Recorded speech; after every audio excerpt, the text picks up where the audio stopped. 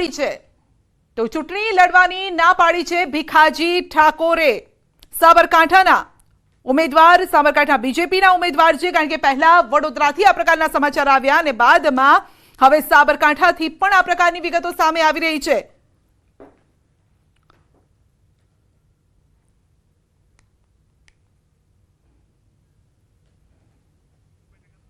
તો આપણે જણાવી દઈએ કે પહેલા વડોદરાથી રંજનબેન ભટ્ટે સોશિયલ મીડિયામાં કહી દીધું કે હું ચૂંટણી નથી લડવાની, અંગત કારણો તેમણે આપ્યા છે. અને હવે બીજી એક ટેક્સ્ટ વાયરલ થઈ રહી છે ભીખાજી ઠાકોરના નામથી. તેમણે પણ સોશિયલ મીડિયામાં આવું લખ્યું છે ભીખાજીએ કે અંગત કારણોસર હું ચૂંટણી નથી લડવાનો.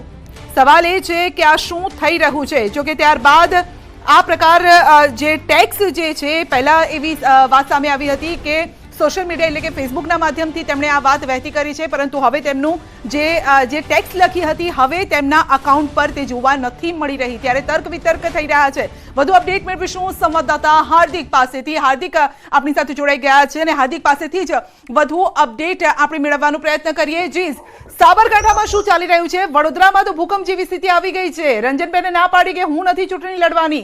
ભીખાજી ભાઈનું જે સોશિયલ મીડિયામાં એટલે કે ફેસબુકમાં તેમણે આ ટેક્સ્ટ લખી હતી, પરંતુ હાર્દિક હવે ટેક્સ્ટ જોવા નથી મળી રહી.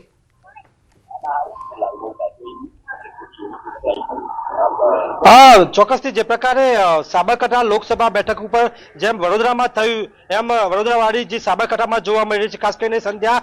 કારણ કે જે પ્રકારે સોશિયલ મીડિયામાં એક પોસ્ટ આવી છે કે મારી સાબરકાંઠા બેઠક ઉપર ટિકિટ લડવાની અનિચ્છા છે, મારી ઈચ્છા હવે નથી. એટલે કહી શકાય કે બેઠકો શરૂઆત થઈ ચૂકી હતી. ટિકિટ મળ્યા બાદ જે પ્રકારે તેમને સ્વાગત થતું હતું તે કાર્યકર્તાઓ મળતા હતા, સંગઠન સાથે વ્યૂહાત્મક રચનાઓ કરતા હતા કે ચૂંટણી લડાશે, કેવી રીતે 5 લાખની મતોની લીડ મેળવાશે. એવા સંજોગોમાં આ પ્રકારની અચાનક પોસ્ટ આવી. કારણ કે જેવા વડોદરા લોકસભાની બેઠકની પોસ્ટ આવી ત્યારબાદ માત્ર ને માત્ર અડધો કલાકમાં જ જે ફેસબુક ઉપર સોશિયલ મીડિયા ઉપર આ ભીખાજીની પોસ્ટ આવી છે. અમે કન્ફર્મ કર્યું છે ઉમેદવારની સાથે કે તેઓ હવે ચૂંટણી લડવાની અનિચ્છા દર્શાવી રહ્યા છે. ચોક્કસ કારણ દર્શાવવામાં નથી આવી રહ્યું, પરંતુ ક્યાંક લાગી રહ્યું છે કે ફોન આવી ગયો હોય અથવા પાર્ટી દ્વારા કહેવામાં આવ્યું. કારણ કે સાબરકાંઠા અરવલ્લીમાં જે વિવાદ ચાલી રહ્યો હતો, પત્રિકા વિવાદ, ઠાકોર અને ડામોર જે અટક વિવાદ ચાલી રહ્યો હતો, ક્યાંક ને ક્યાંક તેમને નડ્યો હોય તેવું દેખાઈ રહ્યું છે.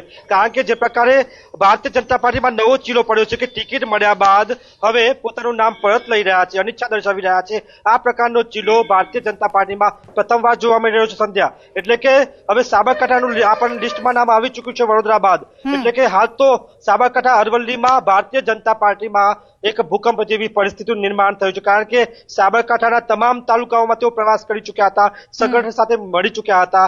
હવે અરવલ્લીમાં તેમને શરૂઆત કરી હતી ગઈકાલથી. તેવા સંજોગોમાં આ પ્રકારના જે સમાચાર, આ પ્રકારનું જે સોશિયલ મીડિયામાં તેમનો મેસેજ કર્યો, મીડિયા સામે સવાલ એ છે કે તેમણે 3 કલાક પહેલા હું જોઈ રહી છું ફેસબુક ઉપર લખ્યું છે જન સમર્થન કી તાકાત સે હોગા ચમત્કાર, અબ કી બાર 400 પાર. આ 3 કલાક પહેલાનું, આ 3 કલાક પહેલાની તેમની પોસ્ટ છે. ત્યારબાદ કદાચ તેમણે આ બીજી પોસ્ટ કરી હતી ઉમેદવારીની, પરંતુ તે અત્યારે નથી દેખાઈ રહી. સવાલ એ છે કે કારણ શું હોઈ શકે છે? એ કારણને સમજવા ઈચ્છી રહ્યા છે, આ બેઠકને લઈને સમજવા ઈચ્છી રહ્યા છે.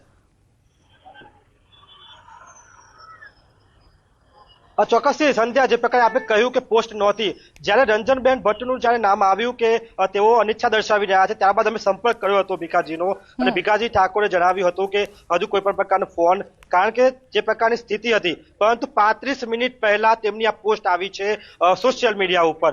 હજુ પણ અમને તો દેખાઈ રહી છે સોશિયલ મીડિયામાં, કારણ કે જે પ્રકારની ગુજરાતીમાં પોસ્ટ કરવામાં આવી છે, 2 લીટીમાં ખાલી આ પોસ્ટ કરવામાં આવી છે કે તેઓ આ બેઠક ઉપર. બિલકુલ હાર્દિક, ફેસબુક પરથી ભીખાજીએ પોસ્ટ ડિલીટ કરી છે. સૌથી મહત્વના સમાચાર આપને જણાવી રહ્યા છે. સાબરકાંઠા બેઠકથી બીજેપીના ઉમેદવાર છે ભીખાજી ઠાકોર અને તેમણે પહેલા તો ફેસબુક ઉપર તેઓ પોસ્ટ કરે છે અને ત્યારબાદ તેઓ ડિલીટ કરે છે. હવે આ પોસ્ટ પણ એવા સમય થાય છે જ્યારે વડોદરાના બીજેપીના જે ઉમેદવાર છે તેઓ ચૂંટણી લડવાની ના પાડે છે અને ત્યારબાદ થોડા સમય બાદ એટલે કે લગભગ અડધા કલાકમાં જ ભીખાજી પણ આ પ્રકારની પોસ્ટ કરે છે અને તેઓ પણ ફેસબુકના માધ્યમથી લોકોને જણાવી રહ્યા છે કે ચૂંટણી લડવાનો મેં ઇનકાર કર્યો છે. પરંતુ હવે સવાલ એ છે કે પોસ્ટ કેમ ડિલીટ થઈ ગઈ છે?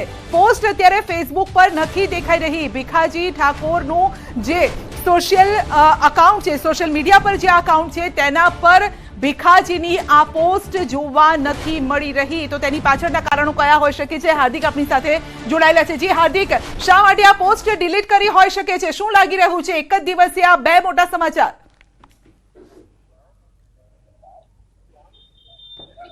ચોક્કસથી જે પ્રકારે સોશિયલ મીડિયામાં જે પોસ્ટ કરવામાં આવી હતી, લગભગ એ વાતને હવે 35 થી 40 મિનિટ થઈ ચૂકી છે. તેવા સંજોગોમાં જે આપ કહી રહ્યા છો પ્રમાણે કે પોસ્ટ ડિલીટ કરવામાં આવી છે, કોઈ પણ કારણો બની શકે છે. ભારતીય જનતા પાર્ટીમાં આ પ્રકારે જે શિસ્ત ધરાવતી પાર્ટી ગણવામાં આવે છે, પરંતુ પહેલા પોસ્ટ કરવામાં આવે, બાદમાં ડિલીટ કરવામાં આવે, આ પ્રકારનું માનવામાં આવતું નથી. પરંતુ જોવા જઈએ તો જે પ્રકારના સમાચાર મળી રહ્યા છે, હકીકત હોઈ શકે છે. સંધ્યા, વાત કરવામાં આવે તો જે વિવાદ તેમને નડ્યો હોઈ શકે છે, કારણ કે 17,26,000 મતદારો સાબરકાંઠા લોકસભાના છે.